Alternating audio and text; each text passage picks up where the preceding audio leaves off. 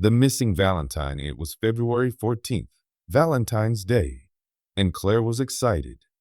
Her boyfriend, David, had promised her a special dinner. He told her that he had planned something romantic, and she couldn't wait. She had spent the whole day getting ready, choosing her favorite dress, and doing her hair just right. She smiled, thinking about how wonderful the evening would be. But as the hours passed, something didn't feel right. David had not called or sent a message. At first, Claire thought he might just be busy. Maybe he was getting everything ready for their date. But as the sun set and the night arrived, she started to feel nervous. She checked her phone again and again, but there was nothing. No missed calls, no messages, no updates. Claire tried to stay calm. She told herself that maybe he was running late. Maybe his phone had died, or he was caught in traffic. But deep inside, she felt uneasy. David was not the kind of person to just disappear without telling her. He was always on time. He always called if he was going to be late. Something was wrong. She decided to call him. The phone rang once, then went straight to voicemail. She tried again and again. Still, no answer. Claire started to panic. She called David's best friend, Mark. "Hey, Mark, have you seen David today?" she asked, trying to keep her voice steady. "No, I haven't talked to him all day," Mark replied. "Is everything okay?" "I don't know," Claire said. "He was supposed to take me out for dinner, but I haven't heard from him. His phone goes straight to voicemail." "That's strange," Mark said. "He was really excited about tonight. Let me try calling him." A few minutes later, Mark called back. "I tried, but he's not answering me either." Now Claire was really worried. She called a few more of David's friends, but no one had seen him. It was like he had vanished. She grabbed her car keys and decided to drive to his apartment. The whole way there, her heart pounded in her chest. She kept telling herself that everything was fine, that maybe he had fallen asleep or forgotten to charge his phone. But deep inside, she knew something was terribly wrong. When she arrived at his apartment, the building was dark. There were no lights on inside. She knocked on the door, calling his name. "David? Are you there?" No answer. She knocked again, louder this time. Still, nothing. Feeling a cold chill run down her spine, Claire tried the door. It was locked. She peered through the window, but she couldn't see anything. The place looked empty. Now, Claire was terrified. Where was David? Why hadn't he called? Why wasn't he home? She knew she had to do something, so she called the police. When the officers arrived, they broke into the apartment to check inside. Everything looked normal. Nothing was out of place. His bed was made, his laptop was on the table, and his jacket was hanging by the door. But then they found something strange. David's phone was sitting on the kitchen counter. His wallet and keys were right next to it. If he had gone somewhere, why would he leave his phone, wallet, and keys behind? Now, the police were concerned too. They asked Claire a lot of questions. When was the last time she saw him? Had he been acting strange? Did he have any problems with anyone? Claire answered everything as best as she could, but she had no idea what had happened. Over the next few days, the search for David began. The police checked security cameras, but there was no sign of him leaving his apartment. They asked his neighbors, but no one had seen anything unusual. It was like he had vanished into thin air. Claire barely slept. She couldn't eat. She couldn't focus on anything except finding David. She spent hours making calls, putting up missing person posters, and searching the streets. She refused to give up. Then, on February 21st, exactly 1 week later, the police received a call. A hiker had found a body deep in the woods, miles away from the city. It was David. Claire's world shattered. She rushed to the police station, her hands shaking, her heart pounding. "Are you sure?" she whispered, hoping they had made a mistake. The officer nodded sadly. "I'm sorry, Claire." But there was something even more chilling. David had been missing for 7 days. But according to the autopsy, he had only been dead for a few hours before he was found. That meant he had been alive for almost a whole week. Where had he been? Who had taken him? And why had they kept him alive only to kill him later? The police searched the woods for clues. They checked security cameras near the area, but nothing made sense. There were no leads, no suspects, no answers. Claire couldn't stop thinking about it. What had happened to David during those 7 days? Had he been locked up somewhere? Had he tried to escape? Had he been scared? She imagined him alone, cold, afraid. The thought was unbearable. As time passed, the case remained unsolved. The police continued to investigate, but they found nothing. It was as if David had simply disappeared, only to reappear when it was too late. Claire never celebrated Valentine's Day again. Every year, when February 14th arrived, she would stay home, staring at old pictures of David, wondering what really happened. The mystery of the missing Valentine remained, and Claire never got the answers she so desperately needed. The end. The red roses that wouldn't die. Lena had always loved flowers. She found peace in their beauty, their scent, and the way they brightened up any room. Growing up, she would spend hours in her grandmother's garden, learning about different plants and how to care for them. Her favorite had always been roses, deep red roses that symbolized love and passion. When she met Mark, she knew he was special. On their first date, he brought her a single red rose. She had smiled, holding it close, knowing that this simple gesture meant so much. Over the years, their love grew stronger, and it became their tradition. Every Valentine's Day, Mark would bring her a bouquet of red roses. It was something small, yet it filled her heart with joy every time. One year, everything changed. It was a chilly February morning when Mark came home with a bouquet of the most beautiful roses Lena had ever seen. Their petals were a deep crimson, soft and flawless. The scent was richer than any she had smelled before, sweet, almost intoxicating. She placed them in a glass vase and set them on the dining table, where they could be admired from every corner of the room. Days passed, and the roses remained as fresh as the day they arrived.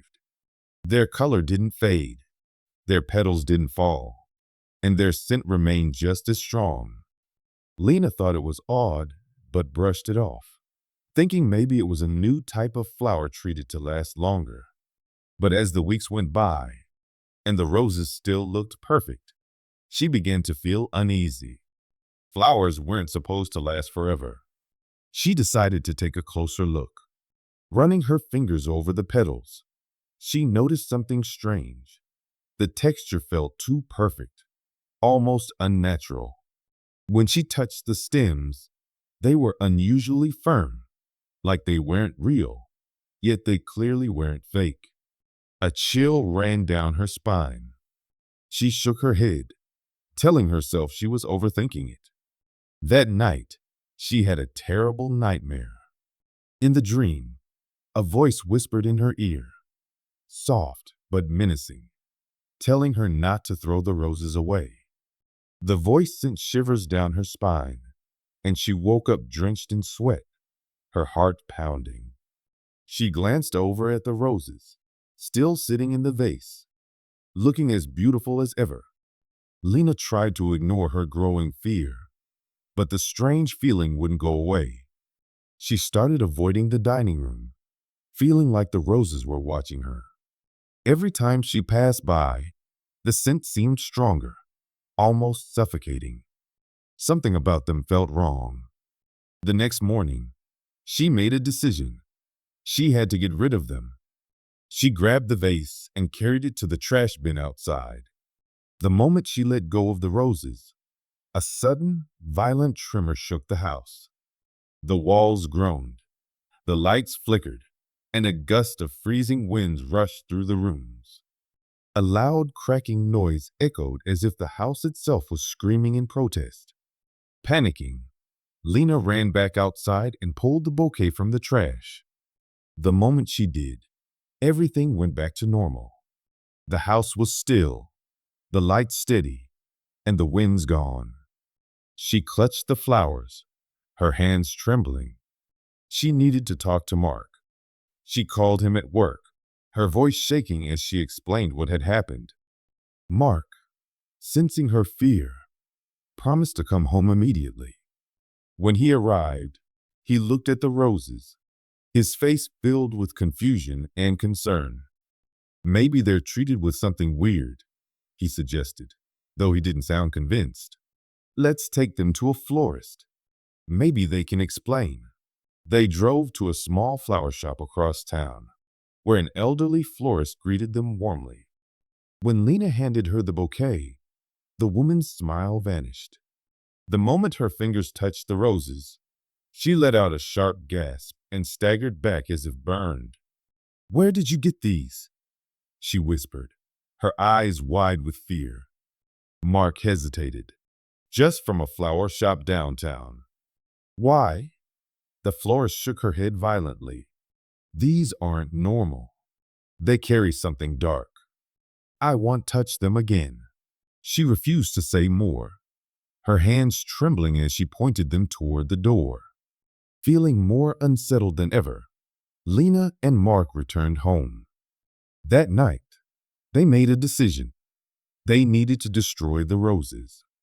They built a small fire in the backyard, tossing the bouquet into the flames. The moment the fire touched the petals, a high-pitched scream filled the air. The flames turned blue, crackling unnaturally as the scent of the roses grew sickeningly sweet. The sound grew louder, almost unbearable, until suddenly, everything went silent. The fire died out, leaving nothing but ash. Shaken, Lena and Mark held each other, trying to make sense of what had happened. The next morning, they learned that the shop where Mark had bought the roses had mysteriously burned down overnight. There were no known causes, just a sudden, unexplained fire that reduced the store to ashes. They never bought roses again. The lover in the mirror, Olivia, had always been fascinated by mirrors. Ever since she was a child, she felt there was something mysterious about them. They didn't just show reflections, they seemed to hold something more, something hidden just beneath the surface. She often imagined that if she stared long enough, she might see something beyond her own reflection. When Olivia's boyfriend, Daniel, gifted her a beautiful antique mirror for Valentine's Day, she was thrilled. The mirror was tall, with an ornate golden frame, and looked like it had come from another time. "It reminded me of you," Daniel said with a smile. "Elegant and timeless." She laughed, kissed him on the cheek, and thanked him. Little did she know, this mirror would change everything. The first night that evening, Olivia hung the mirror in her bedroom. She admired how it made the room look bigger, how the golden frame glowed under the warm light of her bedside lamp. She twirled in front of it, watching her reflection move just as she did. But as she turned away, she thought she saw something move in the mirror, a shadow that wasn't hers. She quickly looked back, but there was nothing. She told herself it was just her imagination. But that night, she woke up suddenly. It was as if something had disturbed her sleep. The room was dark except for the moonlight filtering through the window.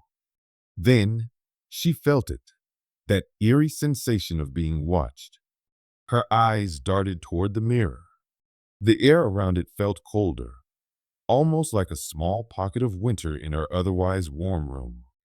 She stared at her reflection, trying to convince herself everything was normal. But then she saw it. Her reflection smiled at her. The problem was, she wasn't smiling. Olivia gasped and switched on the light. The reflection was normal again. It had to be her imagination, right? Shaking her head, she lay back down and pulled the blanket over her head, willing herself to sleep. Strange occurrences over the next few days.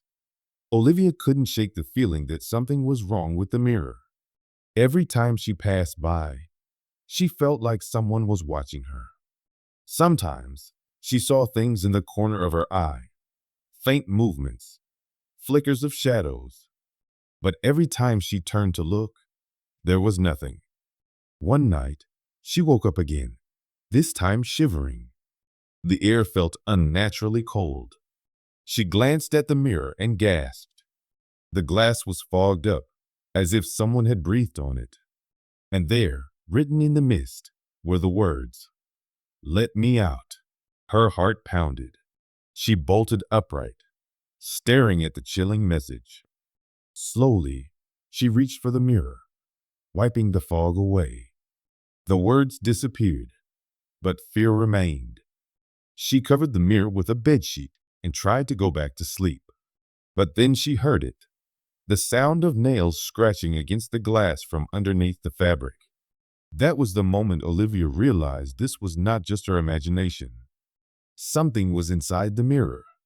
Seeking answers the next morning, she called Daniel and told him everything. He sounded concerned but skeptical. "Are you sure you weren't dreaming?" "Daniel, I know what I saw," she insisted, "and what I heard." After a long pause, Daniel admitted something that made Olivia's blood run cold. "I bought that mirror from an estate sale. The house had been abandoned for years because, well, they said something bad happened there. The owner, a woman named Eleanor, died mysteriously." Olivia's grip tightened on her phone. "Why didn't you tell me this before?" "I didn't think it mattered," Daniel said. "I thought it was just an old story." Olivia knew one thing. She couldn't keep the mirror any longer. The priests warning together, Olivia and Daniel took the mirror to a local priest, Father Richard. When they explained what had been happening, he frowned. "Spirits can attach themselves to objects, especially mirrors," he said. "They can use them as a doorway. If Eleanor's spirit is trapped, she may be trying to escape." Olivia shivered. "What should we do?" Father Richard studied the mirror for a long moment. Then, he said, "The only way to be free from it is to destroy it. But be warned, sometimes spirits do not let go so easily." The breaking of the mirror that night, Olivia and Daniel took the mirror to an open field. Armed with a hammer, Daniel hesitated. "Are you sure about this?" Olivia nodded. "We have to." Daniel raised the hammer and brought it down hard. The glass shattered with a loud, piercing scream. The sound wasn't just the mirror breaking. It was something else, something alive. A wailing cry filled the air, and in the shattered pieces, they saw her. A woman's face, pale, hollow eyes filled with rage. Then, in an instant, she was gone. The air became still. Olivia and Daniel stared at the broken pieces, their hearts racing. Was it over? They burned the mirror's frame, just to be sure. As the flames consumed the wood, Olivia whispered a silent goodbye to the spirit of Eleanor. Aftermath after that night, Olivia never kept a mirror in her bedroom again. She still loved mirrors, but now she knew they were more than just reflections. Sometimes, they held things that were never meant to be seen. And sometimes, those things wanted to be free. The vanishing couple in the quiet town of Ravenswood. An eerie legend haunted the streets every Valentine's Day. For decades, people spoke in hushed whispers about couples who vanished without a trace on February 14th. Some believed it was the work of a serial killer, while others were convinced that a terrible curse was at play. Despite countless investigations, no clues were ever found. The missing couples left behind their belongings, untouched. There were no signs of struggle, no footprints leading away, no evidence at all. It was as if they had simply ceased to exist. The townspeople warned each other, advising young couples to stay indoors and avoid isolated places on Valentine's night. A daring decision. Jake and Emily had been dating for 3 years and were skeptical about the legend. They loved adventure and thrill-seeking, and the mystery intrigued them. They decided that the best way to prove the story was just a myth was to spend Valentine's Day in a remote cabin near the woods where one of the disappearances had occurred decades earlier. "It's just a silly superstition," Jake said with a grin as he packed their bags. "People love ghost stories." Emily hesitated for a moment, but she didn't want to seem scared. "Yeah," she agreed, forcing a smile. "Well, go have a romantic evening and come back safe and sound." Their friends tried to convince them otherwise. "You're making a mistake," one of them warned. "People have disappeared from that area." Jake rolled his eyes. "Well, be fine." So, on the morning of February 14th, they set off for the cabin. The drive took them deep into the woods, far from town. The trees were tall and thick, casting long shadows even during the day. The road was old and winding, with few signs of civilization. The deeper they went, the more unsettling it felt. When they arrived, the cabin looked exactly as it had in the pictures. Small but cozy, with a wooden porch and a chimney. Snow blanketed the ground, making everything seem peaceful. A sense of calm settled over them, and Emily relaxed. "See? Nothing creepy about this place," Jake said, carrying their bags inside. They spent the day exploring the area, taking pictures, and enjoying the fresh air. As the sun set, they made dinner and lit the fireplace, filling the cabin with warmth. Everything seemed perfect. The midnight hour, as the clock neared midnight, Jake and Emily cuddled on the couch, laughing about the town's ghost stories. But then, the power went out. At first, they thought it was just a temporary outage. But when Jake checked his phone, he saw that it had lost all signal. Even the flashlight wouldn't turn on. "Must be a power issue," he muttered. "I'll check the breaker." Before he could move, the temperature in the cabin dropped suddenly. The warmth from the fireplace disappeared, replaced by a chilling cold that seeped into their bones. Emily shivered. Then, they heard it. A whisper. At first, it was faint, almost like the wind. But it grew louder, swirling around them, whispering their names. Jake looked at Emily, his face pale. "Did you hear that?" Emily nodded, her hands gripping his arm. "It's just the winds, right?" But then the door slammed shut, locking them inside. The windows frosted over so quickly that they could see their breath in the air. In the reflection of the icy glass, dark shapes appeared, shadowy figures standing just outside, watching them. Emily gasped, stumbling backward. "Who? Who is that?" Jake grabbed his phone again, desperate to call for help, but there was still no signal. Panic set in as the whispers turned into distorted voices, whispering words they couldn't understand. The fire in the fireplace flickered violently, then went out, leaving them in total darkness. Trapped, Emily ran to the door and pulled at the handle, but it wouldn't budge. "Jake, help me!" she cried. He ran over and tried to force it open, but it was as if an invisible force was holding it shut. "It won't move," he grunted. Then, footsteps echoed outside. Slow, deliberate footsteps crunching in the snow. The shadowy figures pressed against the windows, their hollow eyes staring inside. Jake grabbed a chair and swung it at the window, but the glass didn't break. Instead, the shadows seemed to move closer, their whispers turning into a chorus of eerie, distorted voices. Emily was shaking. "What do they want?" The voices suddenly stopped. For a brief moment, there was silence. Then, the screaming started. It was deafening, coming from all directions. It filled the room, making it impossible to think. The cabin seemed to shake, the walls vibrating from the sheer intensity of the sound. Emily clutched her head, screaming back in terror. Jake grabbed her hand and pulled her toward the back of the cabin, desperately looking for a way out. A sudden force knocked them both to the ground. The lights flickered on for a brief second, just long enough for them to see the figures inside the cabin now. Shadowy, faceless beings standing over them. Then, darkness again.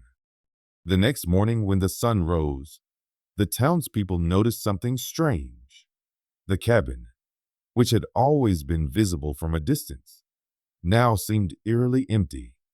When the police arrived, they found the front door slightly open. Inside, everything was untouched. The fireplace was still warm. Their bags were neatly placed by the bed, and the dinner table was set for two. But Jake and Emily were gone. There were no footprints in the snow, no signs of struggle, nothing. It was as if they had simply vanished. The town added their names to the long list of couples who had disappeared on Valentine's Day, another chapter in their chilling legend. Some say their whispers can still be heard in the winds, calling for help.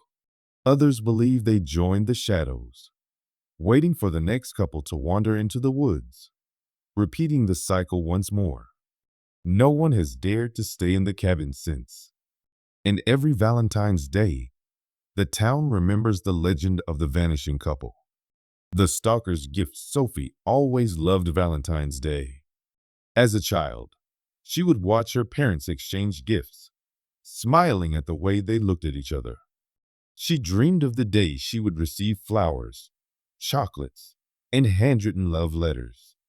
She imagined falling in love, meeting someone special, and sharing sweet moments together.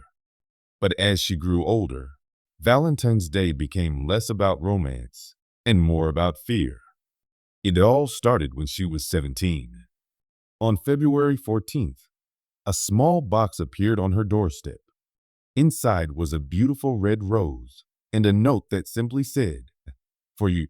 There was no name, no indication of who had sent it. She thought it was from a secret admirer at school, maybe a shy boy who didn't have the courage to confess his feelings. It was exciting at first, the idea of someone out there who cared for her. But as the years passed, the gifts never stopped. Every Valentine's Day, without fail, Sophie would receive something. Sometimes it was flowers, sometimes chocolates, sometimes a small stuffed animal. But there was never a name, never a clue about who it was from.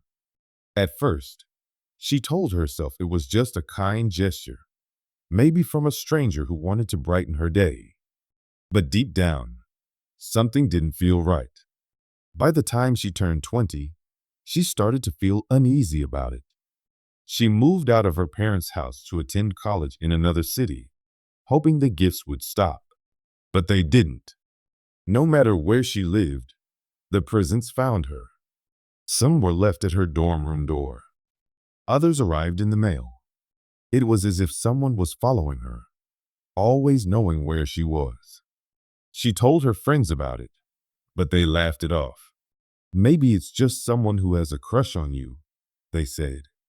"It's romantic." But Sophie didn't feel romantic about it. She felt watched.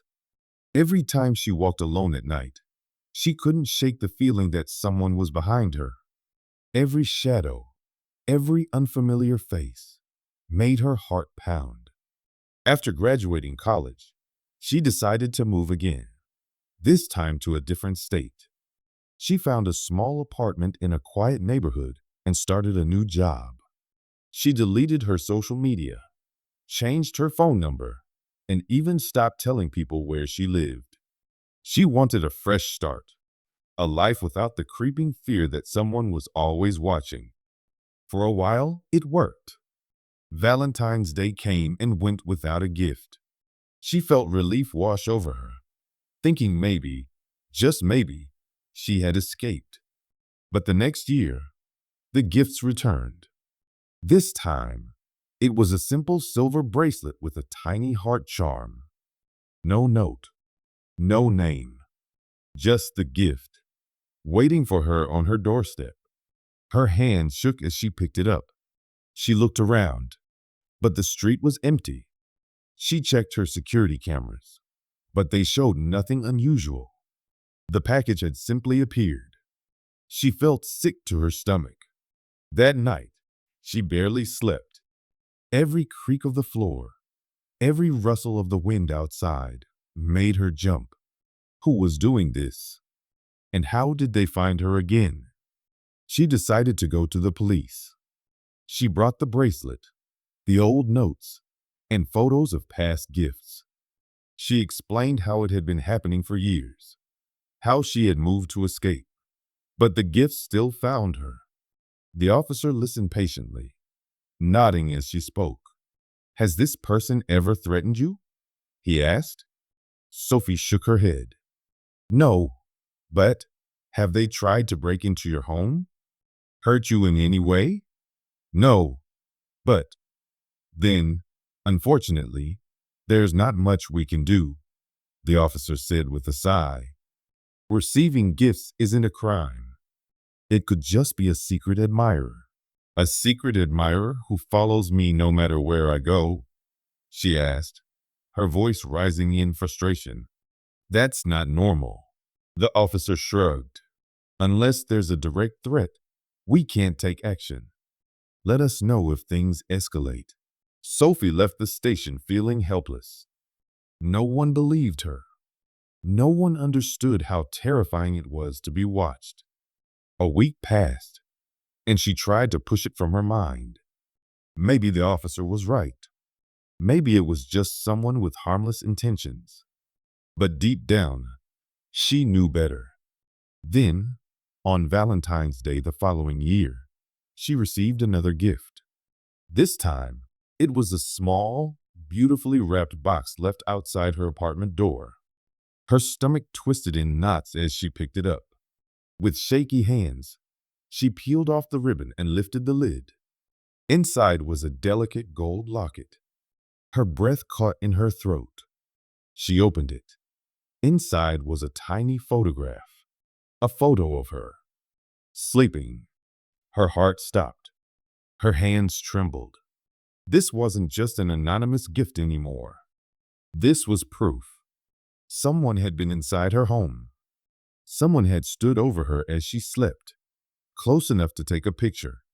Her stomach churned as the reality of it sank in. She was in danger. She ran to check her doors and windows, making sure everything was locked. She grabbed her phone, ready to call the police, when suddenly a noise came from her closet, a soft shuffling sound. Her entire body froze. She turned slowly, staring at the closed closet door. Her pulse pounded in her ears.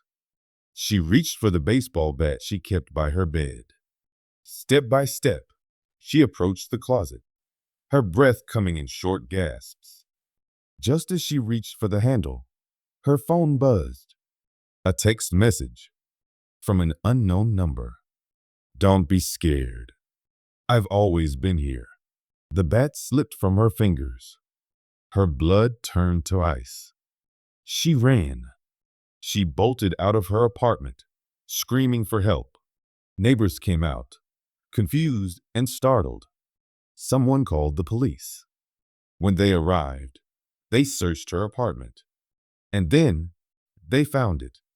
Behind her closet, there was a hidden panel leading to a crawl space. Inside, they found old food wrappers, blankets, and a notebook filled with disturbing notes about her. Someone had been living there, watching her, studying her every move. But they were gone. The stalker had escaped. The police took everything as evidence. But without knowing who they were looking for, there was nothing they could do. Sophie packed her bags that night and left. She never returned to that apartment. She moved to a new city, changed her name, and never stayed in one place for long again. But every Valentine's Day, she still wonders, will the gifts find her again?